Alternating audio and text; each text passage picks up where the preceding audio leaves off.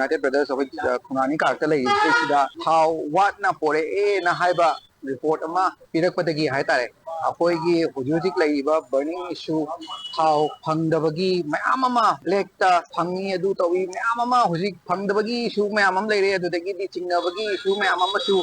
leiringai matam sidai sida maina thau amu watna pore habagi pochi IOCL dagi thadoraiba pochi kamaina watpano habado akhoisu injinjaba lakuni haitare yengraga khangura matungdadi lising ama chamri mathakta tamagi mayada watle habani thause adu eragadi waliba thausi mangrabane ngasi sigi pamsidai sida kasu thararoi hoji lising am chamri yankai rom hena wat khabane ba adu di sigi thausi karaida sakhage haba point dune sakhaba thausi amu black ta hadora kadoine ba adu si pamsiga mari sumai leina de haba potum madi mayamna bhak tabam thoi habado pragana khangom thoi habaduma ahamba point